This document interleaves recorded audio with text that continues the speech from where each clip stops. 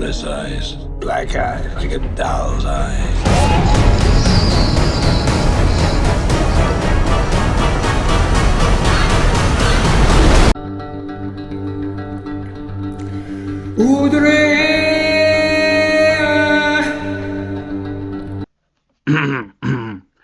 Meow.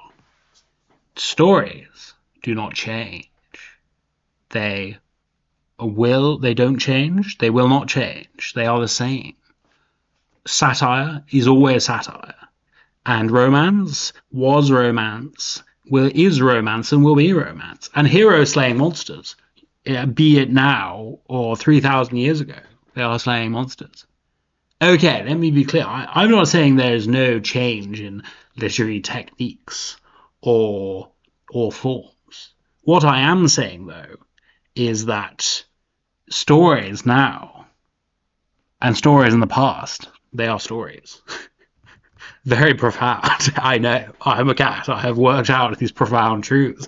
And I didn't just make up this idea, though. I didn't make up this idea. I was watching a very interesting lecture by one Thomas Pavel recently, who was tracing the history of the novel back. Because some people, they say, oh, novels, they are 500 years old. But no, the Greeks had novels. They had novels. They liked plays more, but they did have novels. And the novels, the stories they told in their novels were not that so different from ours. So Jaws. Jaws and Epic of Gilgamesh, yes. How are they the same? Well, let me explain some similarities, because stories do not change. Chapter 1, that's right, we are doing chapters as people do, it sounds very artistic. Chapter 1, the Jaws. Jaws is a story about a shark, and it is eating everybody. Jaws is a 1975 blockbuster movie directed by one Steven Spielberg, and some people would credit it as being the first blockbuster, a sort of elevated B-movie, if you will. It's all special effects driven, and we don't care too much about deep themes. The main theme is the shark is bad, and it is not that deep under the ocean, because it is eating people in a small seaside town. So a small town cop and a smarmy rich marine biologist and a crazy fisherman team up to hunt the shark. They go out to sea to save tourist season, to save the tourists more specifically from this man-eating shark. And most of the movie is out at sea hunting the shark. The Epic of Gilgamesh does not have any sharks in, fortunately or unfortunately. It depends on your disposition, I suppose. The Epic of Gilgamesh is a 4 to 5 millennia old epic poem about a very unpleasant tyrant king who rules over a city called Uruk, located on the river Euphrates. And he is a very unpleasant sort of fellow. He is half god, but he is not a glass half full kind of man. He is also half mortal, and consequently could die. And the majority of the book is about Gilgamesh not wanting to die. Actually a common theme with Jaws already. Wow, we see a connection. Shocking. Anyway, so Gilgamesh, there he is one day, and he's terrorizing his people, and the gods, they hear the cries of the people, and they are not happy. They're not good with this. They create a beast man called Enkidu, and they send Enkidu to fight Gilgamesh. Gilgamesh and Enkidu grapple. They grapple as men are wont to do. And Enkidu can't best Gilgamesh, and they become friends. Enkidu's like, wow, you're so strong, and become friends. They have adventures together. They have adventures where Gilgamesh wants to have a renown. He wants to build a name and a legacy to live forever through that. And unfortunately, at some point, Enkidu dies, largely because Enkidu and Gilgamesh have been pretty badly behaved. They have not been good.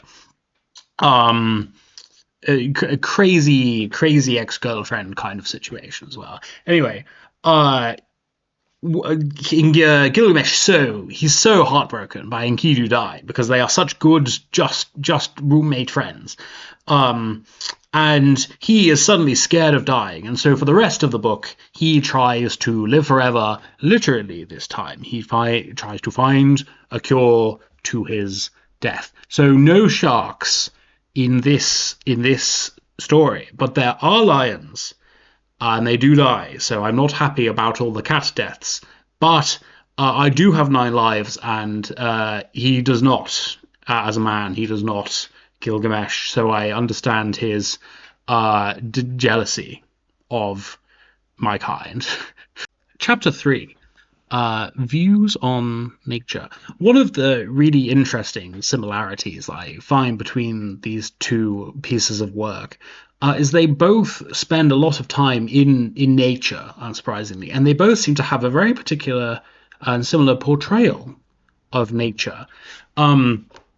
So the majority of Jaws is set on the ocean, hunting down this shark. And there's some really beautiful cinematography in this movie, like wide shots of sunrises and sunsets, characters on their boat framed against the ocean, just looking tiny in comparison to the huge scale of the ocean. It's really beautiful. And there's always this sinister lurking threat of the shark underneath the ocean. It's really the shark's domain, right? The shark owns the ocean, and humans are but fragile travelers there. They are but fragile travelers. I mean, they exist on this boat, and the boat is fine and good, but when the shark starts attacking the boat, you begin to realize that the shark lives here. It's naturally in the waters, but humans, if the boat goes, they are going to die. And the relationship of the humans to the ocean is really interesting in Jaws, because it's beautiful. An effort is made to shoot and frame the ocean such that you really have these beautiful shots of sunsets and such, and you understand why humans want to be on the beach and want to enjoy nature. But at the same time, nature is, well, it's not cruel to the humans, but it's fundamentally indifferent. It's hostile. We don't belong here in the shark's domain. Okay, we're small, we are fragile, our lives are but dust, as the Epic of Gilgamesh actually says later. You should really read it. It's fantastic work. But also as Ecclesiastes in the Bible says. And yeah, we're here in our short temporal lives. The Epic of Gilgamesh has kind of a similar perspective on nature.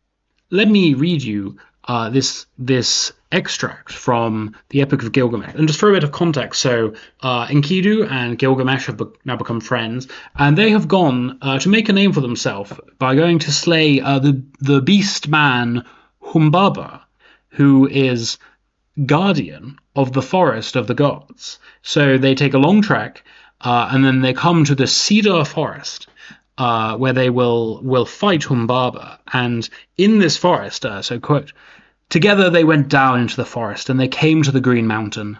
There they stood still. They were struck dumb. They stood still and gazed at the forest. They saw the height of the cedar. They saw the way into the forest, and the track where Humbaba was used to walk. The way was broad, and the going was good. They gazed at the mountain of cedars, the dwelling place of the gods and the throne of Ishtar. The hugeness of the cedar rose in front of the mountain. Its shade was beautiful, full of comfort. Mountain and glade were green with brushwood." So again, we have a similar setting. They arrive at this preternatural forest of the gods, where the cedars are exceedingly large, beyond human imagination, and they are tiny in this landscape. They are tiny. They do not belong here. This is the landscape of the gods. And again, there is Humbaba, meanwhile, who is this avatar they have come to slay. He naturally belongs here. Now, Epic of Gilgamesh, I mean, they're purposely putting themselves in this situation. This is not quite... It's man versus nature, but it's man versus nature in a more, they're on the offense, I'll say, rather than, defending themselves against the shark. But still, you have this similar view of nature, and it recurs throughout the Epic of Gilgamesh. The gods, the first thing they do is they send Enkidu to try and kill Gilgamesh, and it's like nature revolts against Gilgamesh. Humans in the Epic of Gilgamesh, the gods aren't cruel as such, but they're capricious and they're hostile. And there's some beautiful language, as some of what I read, but also some more talking about the beauty of nature. Lots of beautiful nature imagery and metaphors used in the Epic of Gilgamesh. But nature revolts against Gilgamesh and is hostile, and so you have a very similar, perhaps cynical view of nature in both. Chapter 4, Avatars. So as we see, in both cases, we have sets of protagonists who are battling against nature, but they're not battling nature in an abstract sense, as is typical of fables and legends and myths. Nature is instead embodied in particular monsters. In the Epic of Gilgamesh, the gods are very obviously avatars of natural forces, and they decree that Gilgamesh will die. This is something they say and discuss at various points. And so Gilgamesh is actually fighting against nature, and more broadly, Providence itself. He is fighting against the idea that his destiny is decided for him, I suppose, that he will die. Similarly, Jaws, obviously, the shark embodies death in a way, as we already talked about in that World War II speech. When people are dying and nature is fighting back in Jaws, it is the shark. And this is obviously a lovely kind of thing about fables and so forth, a very classic thing, where you can communicate to all sorts of people. You can communicate to maybe perhaps people who are less intellectual or less educated, but you can also communicate these truths to children, where the thing stands in for the very abstract, some very abstract struggle we have as humanity. And it makes these abstract struggles and parts of the human condition legible in a very simple way. So, good old classic epic struggle type structure from Jaws. Chapter 5, Ocean Symbolism. So they're both using monsters symbolism in a similar way, and that just kind of arises because they both have this structure of the epic. But I think it's really interesting that the ocean in both has a very similar symbolism, or represents a very similar thing. So towards the end of the book, Gilgamesh, being afraid of dying, travels to the end of the earth to try and meet someone who he believes will tell him how to live forever. Somebody who apparently is living forever. Now he travels to the end of the earth. He travels sort of to the Garden of the Gods, and there at the end of the earth there's an ocean. So in the ancient Near East imagination, it can broadly be thought of that the water represents the start and the end of all things. It represents the absence of order, and can be said to represent chaos. Now, I've linked a great lecture down in the comments, not in the comments, in the description, from the Yale course on Introduction to the Old Testament. So this is a biblical studies course, but it's very relevant because they also discuss the Epic of Gilgamesh quite a bit, because both come from a similar sort of cultural milieu, a time and a place. Now, in Genesis, in the Bible, water is the beginning of all things. God creates. The Spirit of God hovers over the waters, and out of the chaos, God creates the earth. And God's majesty and power are demonstrated by setting boundaries to hold back the water, which is dry land. So the analogues to the Epic of Gilgamesh are very pertinent, because the Epic of Gilgamesh, very interestingly, has an account of the flood. The ancient Israelites believed in the Noahide flood, and the Sumerians also had their own account of a flood, very similar. There are some in key important differences, and I encourage you to maybe go and seek out some of the lectures I've linked below, because it's really quite fascinating. But very similarly in both, Earth is, you have Earth created, and then it is decreated through water. So water is the start and the end of all things, and when gods create, they create out of water, and when they decreate, things go back into water. And I said that Gilgamesh is going to meet this man who lives forever, and actually he is going to meet the Babylonian analog of Noah, which is why he hears the story, which is really quite interesting. Anyway, and Jaws, I'd say, has a similar idea. So there's no flood narrative in Jaws, and there's no ocean at the end of the world. But at the start of Jaws, the first half is on the beach and they try and catch this shark, but they can't. And the second half of the movie, they go out to the ocean to hunt down this shark. They ultimately have to go to its domain, and to defeat death, like Gilgamesh does, they have to venture to the ends of the earth. They have to leave the island and go out into the shark's domain. The shark's domain. Now, I think this becomes really pertinent in the final act. In the final act, they're having the final showdown with Jaws, the shark, the very huge shark, who's almost a supernatural power, preternatural power, the way he just smashes everything up and can't be killed. A wonderful movie.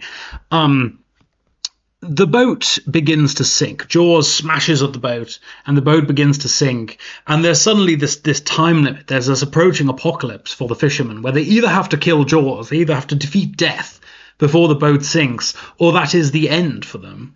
They do not belong in this landscape. It is not their home. They are adrift on a small wooden boat amongst this vast ocean. And when that goes, that is the end of any hospitable environment for the humans here. And so you see this idea of how the sinking ship is kind of like Noahide flood, or it's kind of like the approaching end of the world, when everything will go back to water from whence it came. And you have the approaching chaos, and they've got to defeat death before that. So it works, and it's a really tense final part of the movie, because as the boat slowly sinks in bit by bit and they climb further up, and their world shrinks, their radius of action shrinks within which they can act, you have this sense that just death is approaching, because ultimately when they go in, that's it. They've entered the shark's domain. Jaws owns the ocean, and they are approaching death. So it's kind of apocalyptic in a way. That might sound very dramatic, but it's very fun. It's part of why it's such a good movie. You really feel the sense of claustrophobia they feel. Now, all right, Gilgamesh doesn't have this similar end of the world feeling, but Gilgamesh's final act, I don't want to spoil it. Now, I gave a little spoiler for Jaws, and I said it's an old movie, and I mean, Gilgamesh is a really old book, but I feel the ending of Gilgamesh is not as well known, and it's a really powerful ending, and I absolutely recommend you go and read the story. I enjoyed it very much. I think it's very entertaining. But ultimately, on his quest to go forever, Gilgamesh will dive to the bottom of the ocean. He will go into the jaws of death, to seek out eternal life. And so you have in some way a similar ending. I mean, I won't go into particulars and spoil it, but the parallels run closer than you think. Chapter 6, Moral Worthiness is Immaterial. So both of these films follow the epic genre in some sense, right? And the last similarity, I think, is really worth pointing out. It relates to the fact they are both epics. Now, Gilgamesh is an awful guy, right? The people cry out because of his tyranny, and the gods try and kill him, and they fail. And we're not supposed to think that he is some moral exemplar that we should be copying, because he is not. But what he is human, or at least part human. And what he wants is to live forever. He is afraid of death. And that is a very legible, sympathizable goal. Even if we think he is an awful man, we can find some sympathy. But for Humbaba, who is the kind of monster he is fighting against, well, I have nothing in common with Humbaba, because I'm a cat. But you also have nothing in common with Humbaba, because you are not a Humbaba. Humbaba is a killing machine. Similarly, Jaws. There's this crazy fisherman in Jaws, the one who hunts sharks and he's obsessed. Cutter. Cutter? I think it's Cutter. Anyway, he's kind of an unnerving gentleman. Like, he's obsessed and he's dangerous, and you don't know if he's sane and you can really trust him. But he is not a man-eating machine. He doesn't eat anyone, whereas Jaws does. So even if you don't trust this guy, fundamentally, he's the hero you need if he can kill the beast. You have more in common with Gilgamesh, and you have more in common with the crazy fisherman than you have with Jaws and Humbaba. And so ultimately, when it comes down to it, the moral worthiness is not the factor here. These people are heroes simply because they have the power and the ability and to defeat these monsters. And we can at least find sympathy or unity with them based on the fact that we too don't want large man-eating sharks to eat people. So always something fun about the classic epic where you get these kind of terrible protagonists, and so long as they're entertaining, we extract some kind of enjoyment from that. Some people do find Gilgamesh's behavior and Gilgamesh off-putting, which I think it really is, but in a way he's like the kings of old were. Some of the kings of old were terrible, and he's kind of typical of one of them. And even if you didn't like the king back in the day, if the king of your city was able to build the walls and was able to keep you safe from the very hostile world outside, then you would probably follow him, right? You'd follow him. If your decision is to be outside of the city fending for yourself, or inside of the city and at least you live, then you side with the king. So yeah, good book, good epic. Jaws is a good movie. I think there's similarities. Watch them. I will say even the depiction of the gods is really interesting in the Epic of Gilgamesh, because people kind of think gods are revered, and they are. Like, people think of Christianity as the religion coming from this era, or Judaism as the religion coming from this era, from this time, and that gives them very particular views on gods and such. The gods in this story are psychopaths. If you don't like Gilgamesh, the gods are worse. They do worse things. They will kill loads of people just because they have a tantrum. And so, Gilgamesh we don't like, but we don't like the alternatives even more. So it's very interesting to see a religion where the gods are still worshipped because they're the most powerful, but the religion there is just you worship the most powerful people and appease them, so because the consequences of not doing so are bad. Anyway, I've rambled at length. You can kind of imagine in Jaws, if maybe the people started worship. No, they're not going to worship Jaws. That's a bad analogy. But it's as if they start worshipping the fisherman. They don't worship the fisherman. They hire the fisherman.